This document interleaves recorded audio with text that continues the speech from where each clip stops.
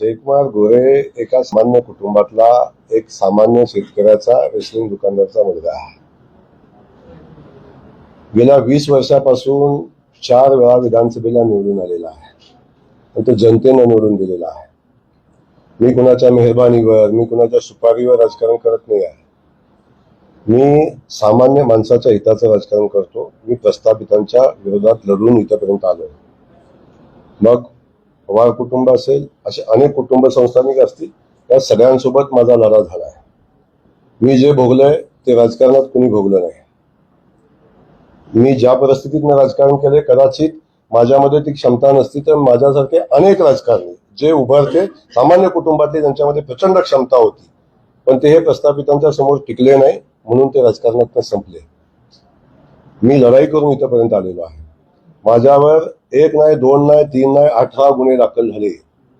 एका निवडणुकी अशी एकही निवडणूक नाही की ज्या निवडणुकीत माझ्यावर गुन्हा दाखल झाला नाही. बाकी सोडाव, मी मंत्री झाल्यावर मला सोडलं नाही. मी मंत्री झाल्यावर पण मला सोडलं नाही.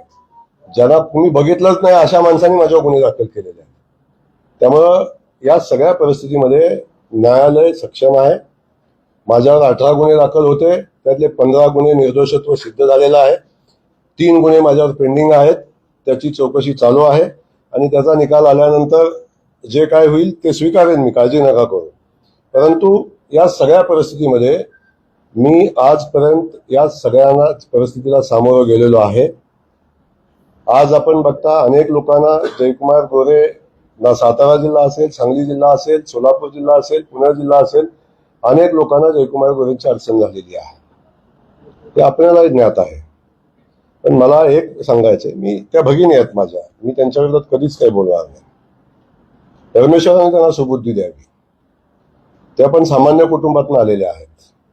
सामान्य कुटुंबातला माणूस जेव्हा राज्याच्या नेतृत्वामध्ये, राज्यामध्ये आज मंत्री म्हणून काम करतो, तेव्हा किमान हा संघर्ष उभा करत असताना काय यातना भोगलेल्या आहेत किंवा आपल्या एखाद्या वक्तव्याने याच्यावर काय परिणाम होईल याचा विचार मला वाटतं त्या बुद्धिवंत आहेत असं म्हणतात त्या. तेव्हा त्यांनी कधीतरी विचार केला पाहिजे. आणि सगळ्यात महत्वाचं काय आहे, आपलं ब्रीफिंग वस्तुस्थितीला धरून आहे का नाही याची काळजी घेतली पाहिजे. आपल्याला ज्या ब्रीफ झालेलं आहे ते तर व्यवस्थित आहे का काळजी घेतली पाहिजे. त्यामुळे बिलकुल चिंता करू नका. एक नक्की, मी कधीही कुणाच्या वाटेला जात नाही.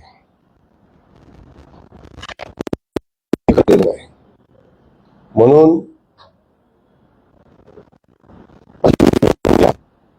प्रयत्न करू नका. मग सोलापूर शहरातले असतील, ग्रामीण भागातले असतील, सातारचे असतील किंवा अन्य कुठले असतील, सगळ्यांसाठीच माझी सूचना आहे. मी कधीही कुणाचं वाईट करत नाही, पण विनाकारण त्रास दिला तर मी उत्तर द्यायला कधी कमी राहत नाही. त्यामुळे माझी विनंती आहे की या सगळ्या परिस्थितीमध्ये वस्तुस्थिती आपल्या सगळ्यांना माहिती आहे. बालाजी सरोवरच्या 5व्या मजल्यावर काय होत होतं याचे आपण साक्षीदार आहात. तुम्ही बघितले असेल, तुम्ही होता तिथं, तुमच्यासोबत काय काय झालं तिथं.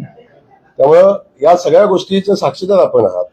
बालाजी सरोवरचा कॅमेरा आजही चालू आहे, त्यातलं एकही मिनिट शूटिंग काढलेलं नाही. त्यामुळे आपण बालाजी सरोवरच्या 5व्या शूटच्या समोरचं शूटिंग एकदा बघा, आपला वेळ द्या त्यासाठी. आणि त्यात जर आपल्याला काय वाटलं असेल शंकास्पद तर त्याच्यावर काळजी घ्या. अनेक लोकांनी मला अनेक उपमा दिल्या माहिती आहे आपल्याला, पण मला ज्या उपमा दिल्या तसा मी आहे असं त्यांना कसं कळालं.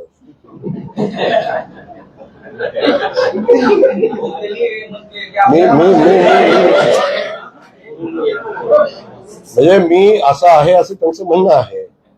मग त्यांना अनुभव कधी आला असा आहे म्हणजे या सगळ्या गोष्टीचा. त्यामुळे या सगळ्या गोष्टी आपण तपासून बघितल्या पाहिजेत ना. त्यामुळे माझं म्हणणं आहे की या ब्रीफिंग प्रॉपर झाली पाहिजे. जयकुमार गोरेला एवढं सगळं बोलताना एकाही ब्रीफिंगची आवश्यकता भासलेली नाही. कारण मी लोकांच्या सोबत राहतो, लोकांच्या सोबत काम करतो, जनतेचा आवाज घेऊन काम करतो. मी कधी आयुष्यात चुकीचं वागत नाही. त्यामुळं आतापर्यंत एक विषय आहे, 20 वर्ष प्रस्थापितांनी मला संपवण्याचा प्रयत्न केला, जयकुमार गोरे थांबला नाही, ना संपला. देवेंद्रजींच्या सारखं नेतृत्व भारतीय जनता पक्ष आज माझ्या पाठीशी ठामपणे उभा आहे. याला कारण आहे की जयकुमार गोरेने चुकीचं काही केलेलं नाही. त्यामुळं बारामती दमलेली आहे. आणखीन काय आता जास्ती अधिकचं बोलणार नाही, परंतु एवढा सहज नाही की कुणी मोडून टाकावा. त्यामुळं माझी विनंती आहे, झाकली मूठ 1.25 लाखाची आहे. मी चुकेन तिथं नक्की माझ्यावर तुम्ही बोट दाखवा, मी चुकेन तिथं नक्की सांगा. आता तुम्ही सांगताय की ते रेस्ट हाऊस 10 कोटीचं बांधलं का माझं ऑफिस 10 कोटीचं बांधलं. काहीतरी थोडं तारतम्य बोलण्यात असावं की याचं असावं. पार्ट 1, 2, 3 असे 10 पार्ट मी कधी घेऊन बसलोय. आता कुठे पार्टचा मला फरक पडत नाही. बाकी कोण काय म्हणतं याच्यावर अधिकचं बोलणं मला उचित नाही.